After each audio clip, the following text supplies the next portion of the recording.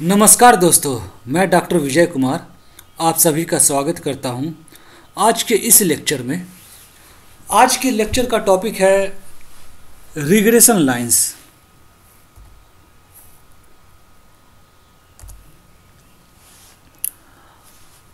अब तक के रिग्रेशन के इस वीडियो सीरीज़ में मैंने पहले की वीडियो में रिग्रेशन के इंट्रोडक्शन को डिस्कस किया था।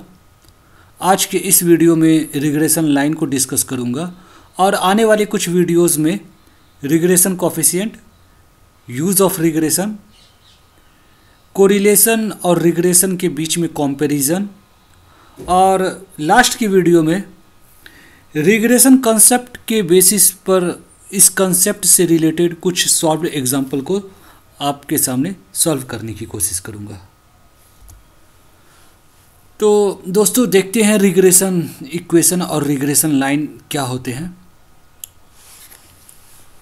For every series of bivariate data two regression equations are derived.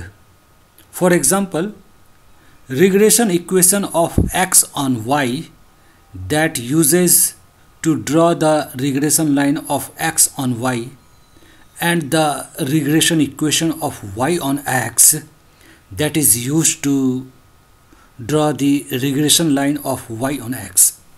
तो बाइवेरिएट डाटा एनालिसिस जो हम करते हैं, हमारे पास यदि बाइवेरिएट डाटा होते हैं और वहाँ पर यदि हम रिग्रेशन के कंसेप्ट को लगाते हैं तो हम जनरली दो रिग्रेशन इक्वेशन को ड्राइव कर सकते हैं। सबसे पहले जो बाइवेरिएट डाटा होता है उसमें रिग्रेशन कंसेप्ट को लगा रहे हैं तो दो तरीके के हमारे पास वेरिएबल्स होंगे। एक डिपेंडेंट वेरिएबल होगा और दूसरा इंडिपेंडेंट वेरिएबल होगा। फॉर एग्ज़ाम्पल, यदि हम ह्यूमन बीइंग में देखें तो एज के साथ जनरली ब्लड प्रेशर बढ़ता है।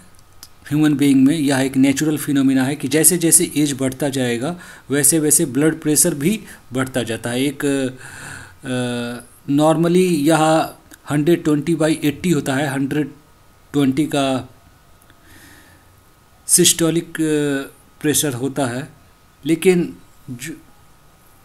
एज बढ़ने के साथ साथ यह 120 फिर 130 140 तक भी हो जाता है। तो एज के बढ़ने के साथ साथ एक कोरिलेशन है, इंटरडिपेंडेंसी है कि एज के बढ़ने के साथ साथ आपका ब्लड प्रेशर भी बढ़ता है। तो अब हम इसे एक को एक्स वेरिएबल और दूसरे को वाई वेरिएबल ले सकते हैं।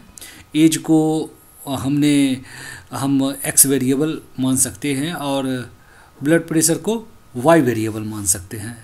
तो जो ब्लड प्रेशर है वह डिपेंड कर रहा है आपके एज के ऊपर, तो यहाँ पर एज जो है वह इंडिपेंडेंट वेरिएबल हो जाएगा और ब्लड प्रेशर डिपेंडेंट वेरिएबल हो जाएगा।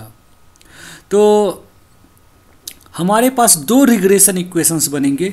एक रिग्रेशन इक्वेशन की मदद से हम हमारे पास एज के डाटा होंगे और उसकी मदद से हम ब्लड प्रेशर को कैलकुलेट करने की, प्रिडिक्ट करने की कोशिश करेंगे। या फिर हम इसका वाइस वर्सा भी कर सकते हैं। हमारे पास यदि ब्लड प्रेशर होगा तो उसकी मदद से हम एज को प्रिडिक्ट करने की कोशिश करेंगे। तो दो रिग्रेशन इक्वेशंस यहाँ पर हम यूज कर सकते हैं। एक की मदद से हम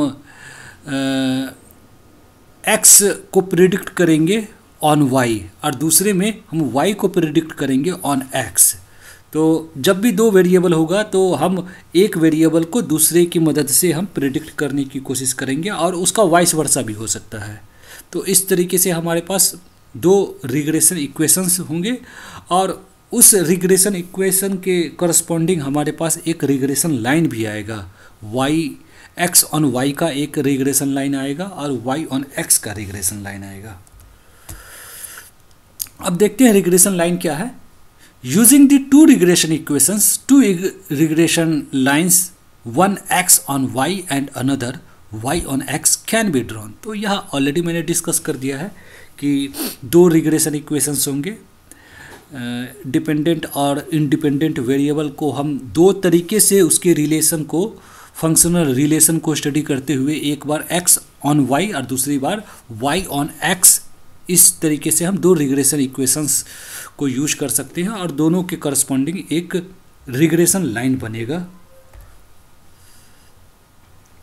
suitable values of the variable x are chosen and their corresponding y values are estimated using regression equation of y on x.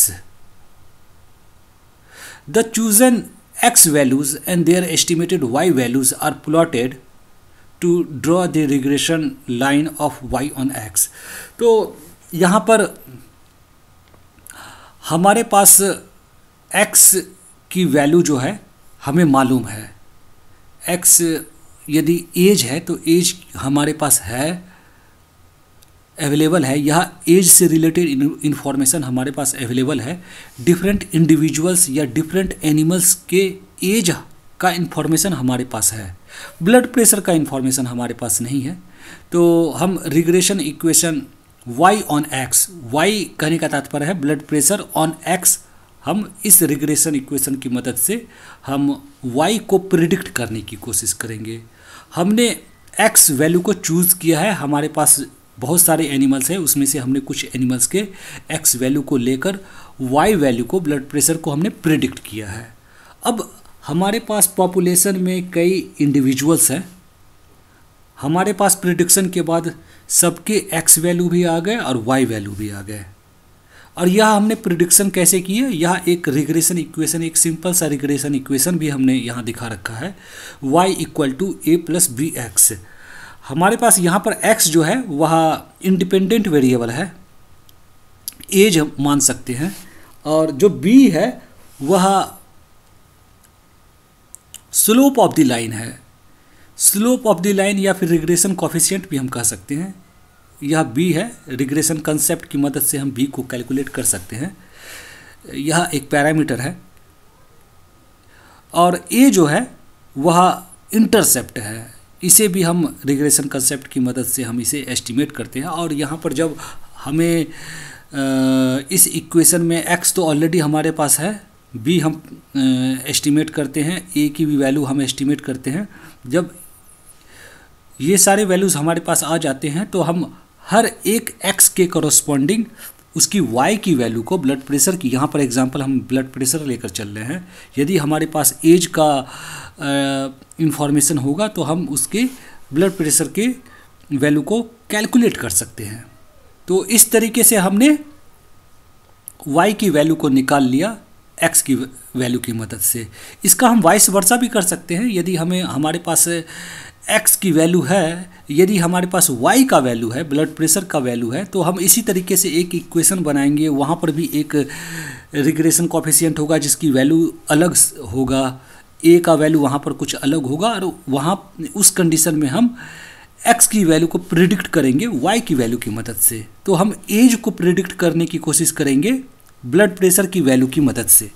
तो हम वाइस वर्सा भी कर सकते हैं। तो अब हमारे पास x की भी वैल्यू होगा और y का भी वैल्यू होगा। दोनों वैल्यू होने के बाद हम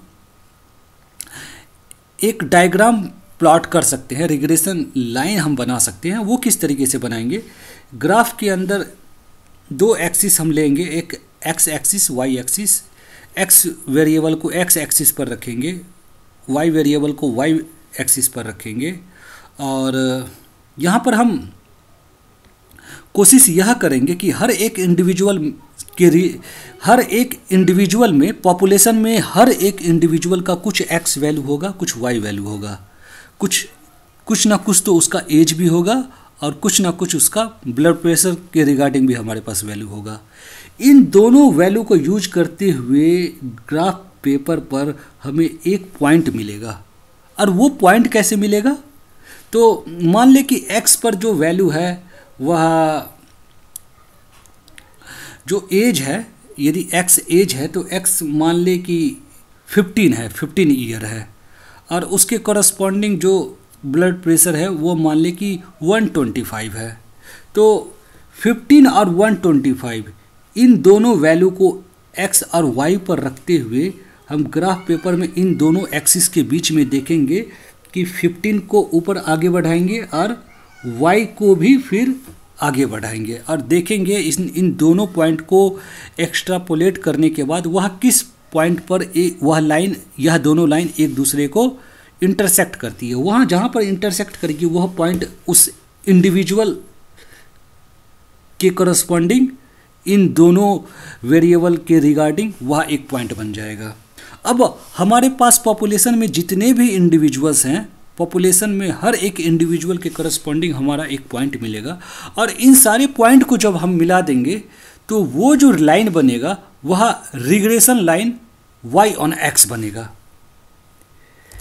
इसी प्रकार से likewise suitable y values are chosen and their corresponding x values are estimated using the regression equation of y x on y.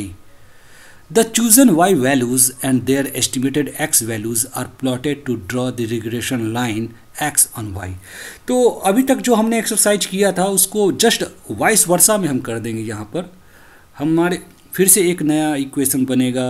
हमारे पास से एक इंडिपेंडेंट वेरिएबल का वैल्यू होगा, b की वैल्यू हम निकालेंगे, a की वैल्यू निकालेंगे और इसकी मदद से हम रिग्रेशन इक्वेशन की मदद से regression line x on y को हम कैलकुलेट करेंगे, एक x ऑन y को ड्रॉ करेंगे। तो इस तरीके से हमारे पास दो लाइंस रिग्रेशन कंसेप्ट में जब हम दो वेरिएबल को यूज करते हैं तो हमारे पास दो रिग्रेशन लाइन आता है, x ऑन y के रिगार्डिंग और y ऑन x के रिगार्डिंग।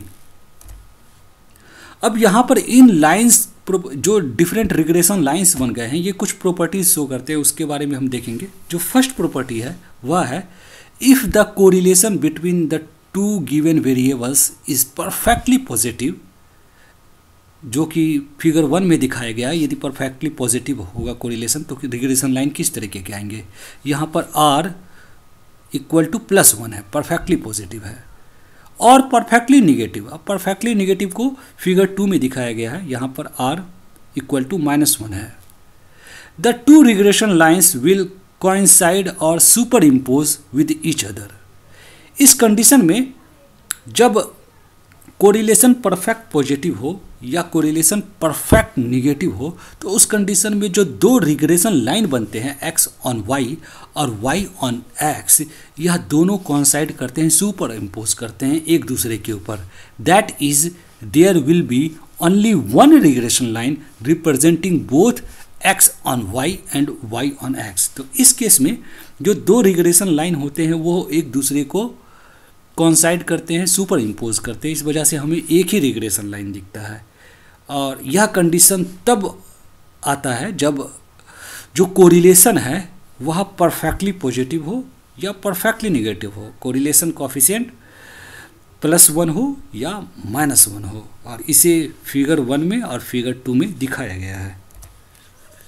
दूसरा जो प्रॉपर्टी है वह है if the degree of correlation between the two given variables x and y is higher, that is when the value of r is close to either -1 or +1, the two regression lines will be closer to each other as in figure 3.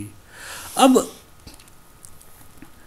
अभी हमने देखा था जब correlation perfect positive या negative था। इस condition में, इस सेकेंड प्रॉपर्टी में, जब कोरिलेशन जो है वह +1 या -1 के क्लोज हो तो उस कंडीशन में क्या होगा कि जो दो रिग्रेशन लाइन बनेगा x ऑन y और y ऑन x, यह दो रिग्रेशन लाइन एक दूसरे को बहुत पास से इंटरसेक्ट करेंगे और इन दोनों लाइन के बीच में जो एंगल बनेगा वह बहुत छोटा बनेगा।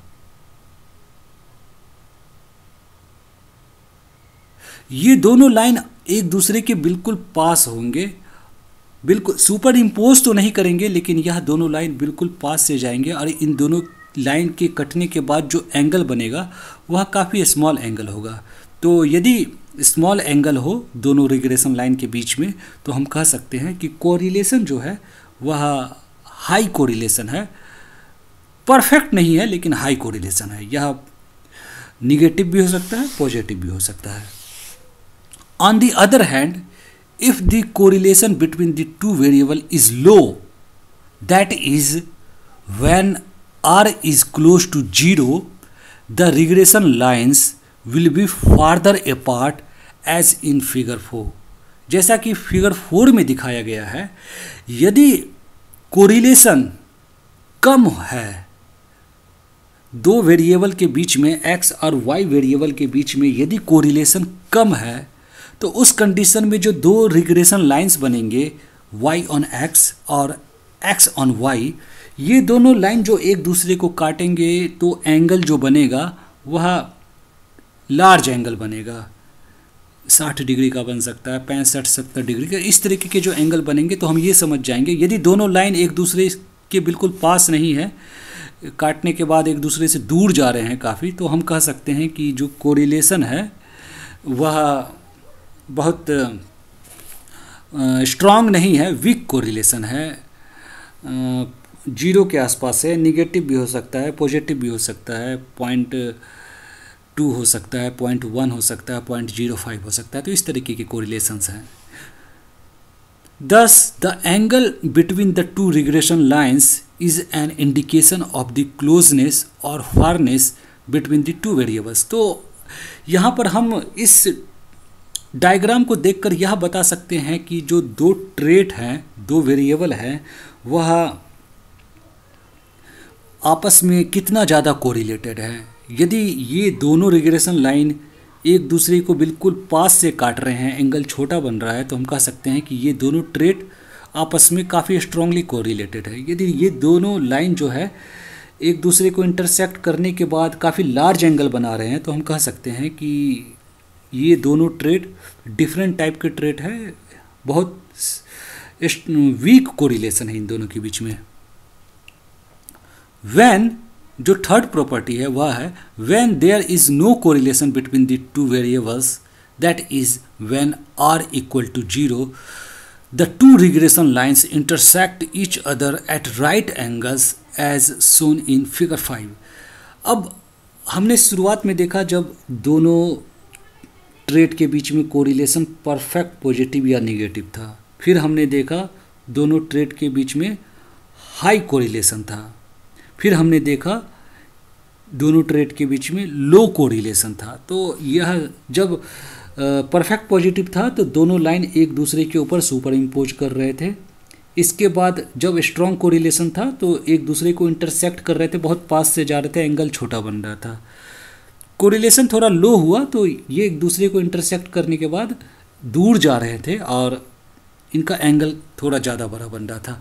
अब यदि ये दोनों ट्रेट आपस में कोरिलेटेड ना हो, जीरो कोरिलेशन हो, बिल्कुल अलग तरीके के ट्रेट हो, अलहदा ट्रेट्स हो, वेरिएबल्स हो, तो फिर इस कंडीशन में जो एंगल बनेगा वो 90 डिग्री का बनेगा। एक दूसरे को इंटरसेक्ट करने के बाद यह दो जो लाइंस है x ऑन y और y ऑन x, ये दो रिग्रेशन लाइंस बने हैं, ये एक दूसरे को काटने के बाद बिल्कुल 90 डिग्री बनाएगा। तो इस कंडीशन में हम कह सकते हैं कि ये जो हमारा कोरिलेशन है वह जीरो कोरिलेशन है, नो कोरिलेशन है। तो दोस्तों आज के इस वीडियो में हमने रिग्रेशन इक्वेशन और रिग्रेशन लाइन के बारे में कुछ डिस्कशन किया। Thanks for watching my video, thank you very much.